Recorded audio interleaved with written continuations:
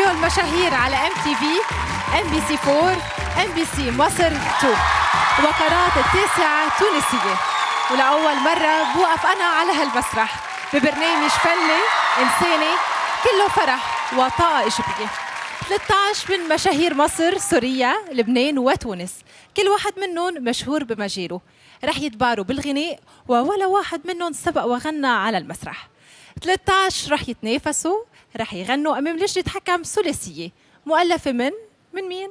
المشاهير تساءلوا، رشحوا ولمحوا، وهلا بنشوف إذا ناقشت معهم أو لا.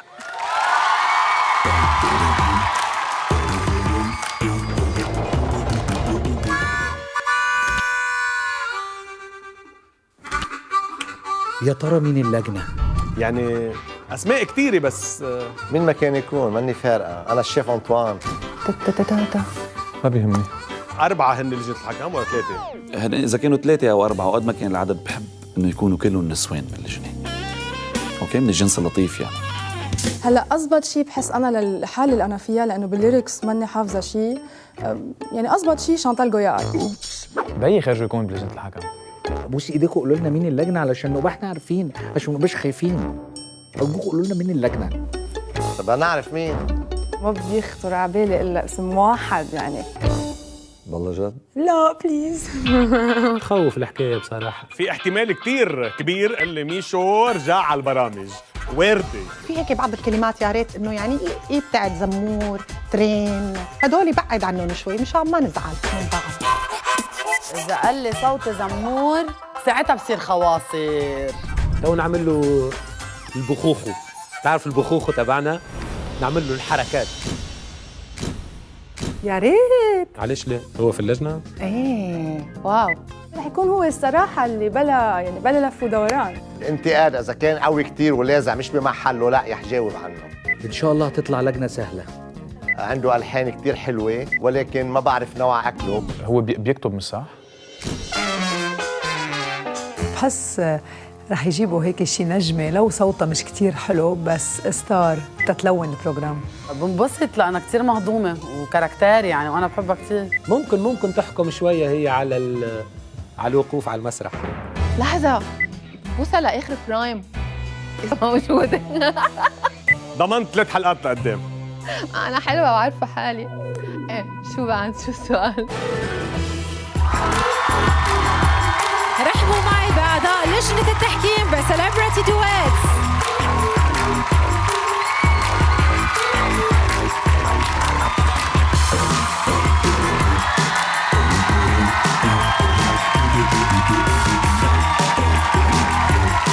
طارق أبو جودة،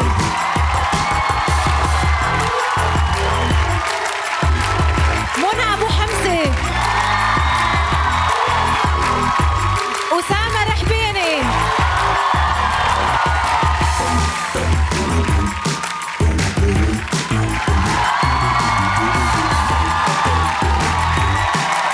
أهلا وسهلا فيكم فيديو المشاهير.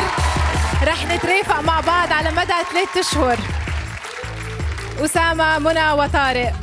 أسامة صاحب خبرة طويلة بالمسرح الغنائي والتأليف الموسيقي، ويلي بده يتقدم وينجح يسمع كلمة أسامة. أسامة، الليلة على شو رح تحكم؟ على الغناء، على الصوت الحلو، أو على الإطلالة المميزة؟ هلا أكيد لازم نحكم على كل شيء مع بعضه، يعني من الحضور والصوت، مع أخذ بعين الاعتبار إنه هالناس جايين من حقول مختلفة ومنقدر مزبوط شو عم يعملوا للكل. قبل ما نبلش إنه نحن فعلا بنقدر كل جهودهم لإنه يساهموا بجمعيات خيرية إنسانية أو إلى آخره. رح ناخذ بعين الاعتبار هالشيء، لكن نحن كمان ما في شك لازم نحكم على الصوت، على الحضور، على الإيقاع، على كيف الواحد بيأدي الأغنية، كيف بيتفاعل. الشيف أنطوان يمكن على طبخه. شو بدك احكم على يعني. شكرا لك أسامة. الإعلامية منى أبو حمزة اللي بتملك أذن موسيقية وثقافة فنية كبيرة. بونسوار منى. مساء الخير. أنا على هالقعدة. أسامة على يمينك وطارق أبو جودة على شمالك. أنا كتير مدللة وكتير محظوظة بلجنة الحكم عن جد. على كل الأحوال نحن المحظوظين ونحن نيالنا فيكي.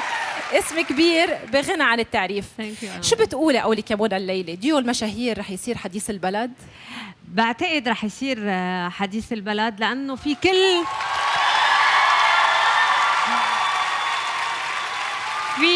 مكونات النجاح، بدءا من الكاست المهضوم والمختلف جدا من جميع القطاعات، لا لجنة الحكم اللي أنا محظوظة أن أكون بيناتهم، لا أنابيلا كمان بكل أناقتها وجمالها قدامنا. وبيبقى أهم شيء شاشة الMTV بقى، بعتقد عنده كل مقومات النجاح. شكرا لك منى. ثانك يو. الملحن طارق ابو جوده، الحانه بتحكي عنه. شو طارق، شو حاسس حالك؟ مرتاح يا مملبك الى جانب منى؟ سارة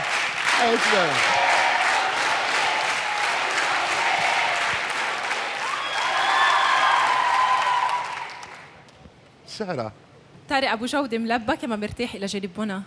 لا مرتاح مبورد. الليلة مبورد. بس انا بلا بدي اقول لك انه انا شوي مزعوجه الليله على اساس انه انا اللوك والقصه الليله بلجنه الحكم ضرب علي جابني ارض. لوك جديد. قد ما عملنا ما مصلي. شكرا لكم. على كل الاحوال التلبيك هو على المشاهير ال 13 اللي رح يعملوا المستحيل حتى ينالوا رضاكم واعجابكم، فبليز ما تفقسوا المشاهير من اول دخولهم. وهون بدي الفت نظر الجميع انه لجنه التحكيم دورها معنوي وتوجيهي وكتير مهم، وما رح تستبعد اي شخص. اما تصويت الجمهور اللي بيبدا بنهايه السهره فوحده بيعطي الافضليه لشخص على الثاني بالبقاء بدائره المنافسه. مشاهدينا 13 من مشاهير العالم العربي جايين من عالم الإعلام والتمثيل والمطبخ المتميز، بغنوا الليلة بشكل ثنائي مع نجوم كبار. وحتى تكون السهرة الأولى مثل ما حبينا تكون سهرة احتفالية مشعشعة استثنائية بتاريخ السهرات، مين أهم من شمس الغنية اللبنانية نشوى كرم تتفتح السهرة الأولى، ومن أفضل منا بدنيا المشاهير وعلى مسرح ديو المشاهير. وبيبقى نعرف مين أول اثنين رح يغنوا افتتاحا مع شمس الغنية.